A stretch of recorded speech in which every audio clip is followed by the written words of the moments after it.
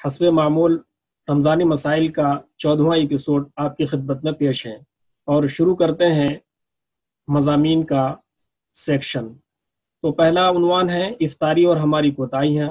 اس موضوع پر اظہار خیال کے لیے ہم گزارش کرتے ہیں مفتی محمد نظام الدین صاحب قاسمی سے، جو ہمارے ساتھ جڑے ہیں جھارکھنڈ سے۔ مفتی محمد نظام الدین صاحب۔ جی، یہ جو افطاری کا ہے ماہ رمضان میں، ویسے تو سب لوگ کرتے ہی ہیں، لیکن جو عوامی طور پر کوتاہیاں پائی جاتی ہے وہ یہ ہے کہ بہت تاخیر کر دیتے ہیں، اور اسی طریقے سے جو سنت طریقہ ہے دعا کے اہتمام کا، وہ عموماً یا تو بھول جاتے ہیں یا کر نہیں پاتے ہیں۔ اس وجہ سے روزے کو مکمل طور پر بہتر بنانے کے لیے ضروری ہے کہ افطار جو ہے سنت کے مطابق کریں اور کم وقت میں کریں، زیادہ سے زیادہ 7-8 منٹ تک تاخیر کریں، اس سے زیادہ نہ کریں۔ یہ جو ایک بڑی غلطی ہے، اس سے عوام کو بچنا چاہیے۔ شکریہ، جزاک اللہ اس اختصار کے لیے۔ دوسرا موضوع ہے تراویح اور ہماری غفلت۔ اس موضوع پر اظہار خیال کے لیے ہم گزارش کرتے ہیں مفتی ظہیر احمد صاحب سے، جو ہمارے ساتھ جڑے ہیں کانپور سے۔ مفتی ظہیر احمد صاحب۔ بسم اللہ الرحمن الرحیم، نحمدہ ونصلی علی رسولہ الکریم۔ محترم ناظرین حضرات، آج کے ہمارے اس دور کے اندر ہم یہ دیکھتے ہیں کہ تراویح کے سلسلے میں بہت ہی زیادہ غفلت کا مظاہرہ کیا جاتا ہے، اس میں بہت ہی زیادہ کوتاہی برتی جاتی ہے۔ حالانکہ یہ مہینہ سراپا عبادت کرنے کا ہے، اور یہ سوچنا چاہیے کہ یہ سیزن ہے۔ اگر ہم اس سیزن کے اندر بھی غفلت کرتے ہیں تو پھر ہمارے لیے کون سا موقع آئے گا، کون سا جو ہے نا وقت آئے گا جس کے اندر ہم عبادت کریں گے۔ تو لہٰذا جو تراویح ہے، آپ صلی اللہ علیہ وسلم نے فرمایا ہے کہ من قام رمضان ایمانا واحتسابا غفر له ما تقدم من ذنبه۔ جو شخص ثواب کی امید کے ساتھ میں اگر قیام کرتا ہے، یعنی تراویح پڑھتا ہے رات کے اندر، تو پھر اس کے سارے گناہ جو ہے نا پچھلے معاف ہو جائیں گے۔ اس سے بڑا کوئی مزدہ، اس سے بڑی کوئی فضیلت ہو سکتی ہے کہ ہم اگر صرف 1 مہینے تک اگر ہم اہتمام کر لیں تراویح کا، تو ہمارے سارے کے سارے گناہ جو ہے وہ معاف ہو جائیں گے۔ ہم کو اس ماہ مبارک کے اندر بلکہ اور زیادہ صرف 20 رکعت ہی نہیں، بلکہ ہم کو تہجد کے اندر اور مزید نفلی عبادتیں ہم کو پڑھنا چاہیے۔ لیکن افسوس کی بات ہے کہ ہم بجائے صرف 20 رکعت جو تراویح ہے اس کو بھی ہم بہت سمجھتے ہیں، اس کو بھی ہم چند ایام میں پڑھ کر جلد از جلد قرآن کو مکمل کر کے پھر ہم اس میں سستی برتنے لگتے ہیں۔ ایسا ہم کو نہیں کرنا چاہیے۔ ہم کو اس ماہ مبارک سے جتنا ہو سکے بہت زیادہ فائدہ اٹھانا چاہیے کہ اللہ نے ہم کو یہ موقع عنایت فرمایا ہے، معلوم نہیں اگلے سال ہمارے لیے یہ میسر ہو یا میسر نہ ہو۔ شکریہ، جزاک اللہ اس مختصر جواب کے لیے۔ تیسرا عنوان ہے ہمارے سامنے کہ رمضان میں نبوی سخاوت۔ اس موضوع پر اظہار خیال کریں گے مفتی امانت علی صاحب قاسمی، جو ہمارے ساتھ جڑ رہے ہیں دارالعلوم وقف دیوبند سے۔ مفتی امانت علی صاحب۔ بسم اللہ الرحمن الرحیم۔ آپ صلی اللہ علیہ وسلم سراپا سخاوت تھے، اور حدیث کے اندر بھی آتا ہے اجود الناس، آپ بہت زیادہ سخی تھے۔ رمضان المبارک کے اندر جب آپ صلی اللہ علیہ وسلم کی ملاقات حضرت جبرائیل سے ہوا کرتی تھی، تو آپ صلی اللہ علیہ وسلم کی سخاوت کے اندر اور بھی زیادہ اضافہ ہو جاتا تھا۔ ابن عباس رضی اللہ تعالیٰ عنہ کی روایت کے اندر ہے کہ تیز ہوا کی طرح آپ صلی اللہ علیہ وسلم کی سخاوت ہوا کرتی۔ حضرات صحابہ یہ کہتے ہیں کہ آپ صلی اللہ علیہ وسلم کے پاس کوئی بھی آتا تو آپ کے پاس سے محروم نہیں جاتا تھا۔ ایک مرتبہ ایک سفر میں کچھ لوگوں نے آپ سے سوال کیا، آپ نے ان کو دیا، پھر مانگا، پھر آپ نے دیا، پھر مانگا، پھر آپ نے دیا۔ آپ نے فرمایا کہ اگر میرے پاس کچھ ہوتا تو میں تمہارے لیے بچا کر کے نہیں رکھتا، لیکن اگر تم نہ مانگو تو یہ تمہارے لیے زیادہ بہتر ہوگا۔ اس طرح کی بہت ساری روایتیں ہیں جس کے اندر آپ صلی اللہ علیہ وسلم کی سخاوت کا، اور خاص طور پہ رمضان المبارک کے اندر جو آپ صلی اللہ علیہ وسلم سخاوت کا حد درجہ اہتمام کرتے ہیں، بڑی کثیر روایتیں اس سلسلے میں ہیں۔ اور آج بھی حضرات انصار نے اور مدینہ منورہ کے اندر جو حضرات صحابہ کی نسلیں ہیں، ان کے اندر آپ صلی اللہ علیہ وسلم کی اس سخاوت کا ایک مظہر دکھائی دیتا ہے۔ چلیے شکریہ، جزاک اللہ۔ اب ہم سوالوں کا سیکشن شروع کرتے ہیں۔ آج ہمارے سامنے 8 سوالات ہیں۔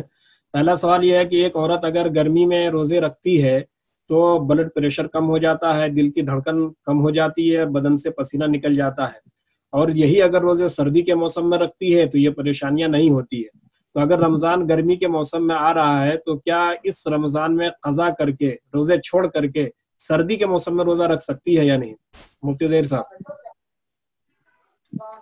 جی ہاں، اس کے لیے اجازت بالکل دی جا سکتی ہے۔ اگر ماہر ڈاکٹرز جو ہے نا وہ منع کرتے ہیں اور اس کے لیے دقت ہے تو وہ مؤخر کر دے اور دوسرے ایام میں وہ جو ہے نا وہ روزہ رکھے۔ یہ جو بار بار ماہر ڈاکٹر کا لفظ بولا جاتا ہے تو ماہر ڈاکٹر سے کیا مراد ہے؟ جو اس کا اسپیشلسٹ ہو اور مسلم ہو، تاکہ جو ہے نا وہ روزے کی اہمیت کو سمجھے۔ جیسے آپ نے مسلم کہا تو مسلم تو انڈیا میں ملتا ہی نہیں ہے جو ماہر ہو، تو ایسے میں کیا مسئلہ بنے گا؟ ہاں، ایسے موقع پر ظاہر ہے کہ صرف اگر جو اس لائن کا اسپیشلسٹ ہے، ماہر ہے، اس کی بات کو معتبر مان لیا جائے گا۔ تو اس میں مسلمان ہونا ضروری ہوگا یا اس میں ڈھیل دی جائے گی؟ ایسے وقت کے اندر اگر مجبوری ہے، کوئی مسلم وہاں پر ڈاکٹر سے نہیں مل رہا ہے تو پھر ٹھیک ہے، ہم اس کی رائے کا۔ نظام الدین صاحب کیا کہیں گے؟ میں اس سلسلے میں یہ کہوں گا کہ قرآن نے مطلق لفظ استعمال کیا ہے، وَإِن كُنتُم مَرْضَىٰ، اگر تم مریض ہو تو تمہیں یہ اختیار ہے کہ روزہ کو چھوڑ کر کے بعد میں قضا کرو۔ تو انسان اپنے حالات سے خود زیادہ واقف ہوتا ہے کہ اسے کتنی پریشانی ہو رہی ہے۔ اگر حقیقت میں وہ پریشان ہے تو بعد میں چل کر کے وہ قضا کر سکتی ہے۔ اسی کے ساتھ یہ مسئلہ جڑا ہوا ہے کہ کیا اگر وہ نہیں رکھ سکتی ہے اس موجودہ رمضان میں تو کیا وہ فدیہ دے سکتی ہے یا نہیں؟ مفتی امانت علی صاحب۔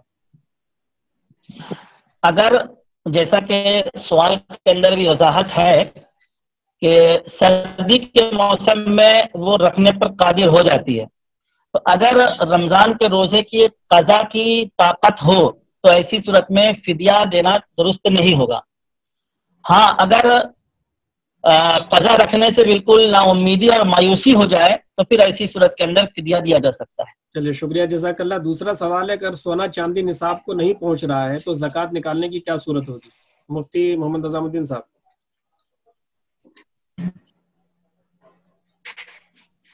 آواز نہیں آ رہی۔ میں نے سوال کیا اگر سونا چاندی نصاب کو نہیں پہنچ رہا ہے تو زکوٰۃ نکالنے کی کیا صورت ہوگی؟ آواز نہیں آئی ہے بالکل بھی نہیں۔ میں دوبارہ دہرا رہا ہوں، اگر سونا چاندی نصاب کو نہیں پہنچ رہا ہے تو زکوٰۃ نکالنے کی کیا صورت ہوگی؟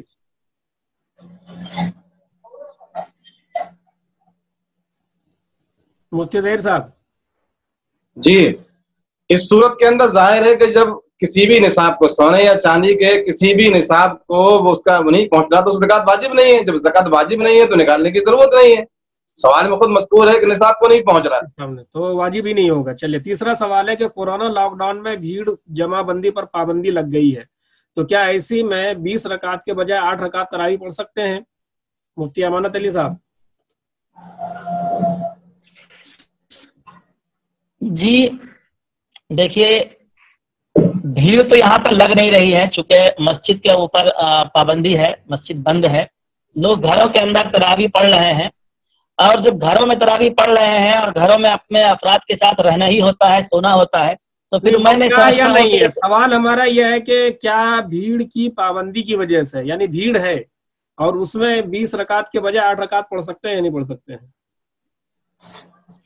سوال یہ ہے نا کہ بھیڑ ہے کہاں؟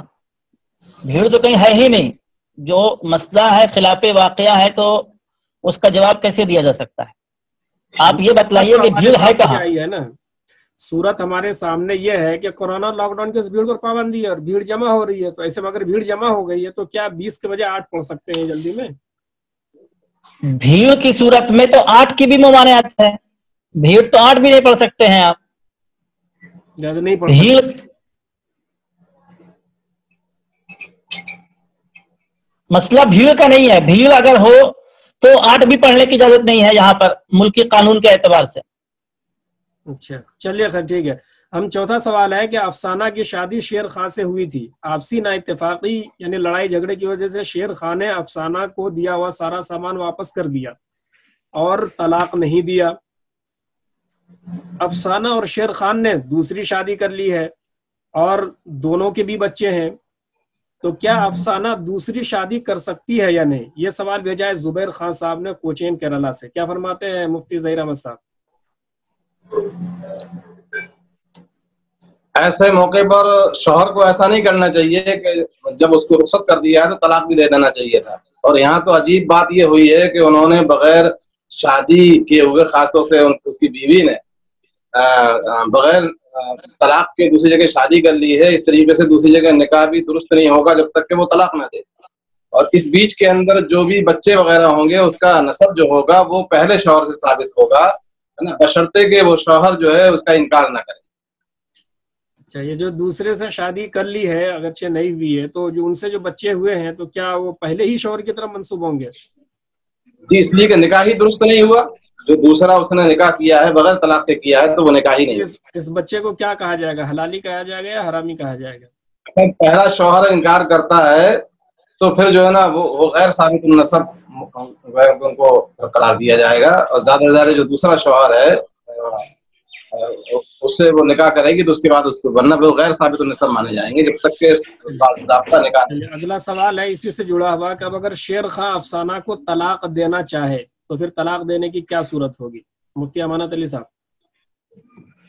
دیکھیے، اوپر سے میں بات کر رہا ہوں. مفتی ظہیر صاحب نے کہا دوسری شادی تو اس کی ہوئی نہیں، اور جب دوسری شادی نہیں ہوئی تو چونکہ وہ پہلے شوہر کی بیوی ہے، اب اگر وہ دوسرے مرد کے ساتھ رہ کر کے اس کو بچہ ہوتا ہے تو یہ بچہ اس کے پہلے ہی شوہر کا مانا جائے گا، اس لیے کہ وہ پہلے ہی شوہر کی فراشہ ہے، اسی کی بیوی ہے. اور جب تک کہ یہ دوسرا شوہر اس کو طلاق نہیں دیتا ہے تو اس وقت تک یہ نکاح نہیں کر سکتی. اگر یہ پہلا شوہر اس کو طلاق دے دے تو پھر ایسی صورت میں عدت گزار کر کے وہ دوسرے مرد سے جس کے ساتھ وہ ابھی رہ رہی ہے دوبارہ نکاح کر سکتی.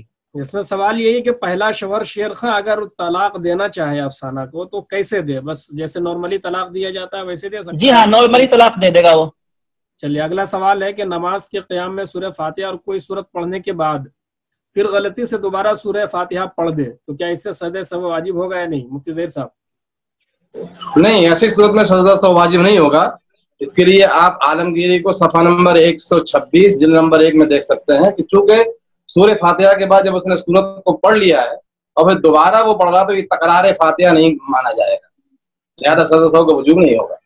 چلیے 8واں اور آخری سوال ہمارے سامنے یہ ہے کہ تہجد یا نفل کے نماز کے سجدے میں اگر کوئی شخص منقول عربی دعائیں پڑھتا ہے تو کیا یہ پڑھنا جائز ہے یا نہیں؟ اور اگر پڑھ لے تو نماز ہوگی یا نہیں؟ مفتی امانت علی صاحب. جی، نفل نماز کے اندر یا تہجد کی نماز کے اندر منقول عربی دعائیں پڑھ سکتے ہیں اور اس سے نماز فاسد نہیں ہوگی. سجدے یا رکوع کی حالت میں کہیں بھی پڑھے؟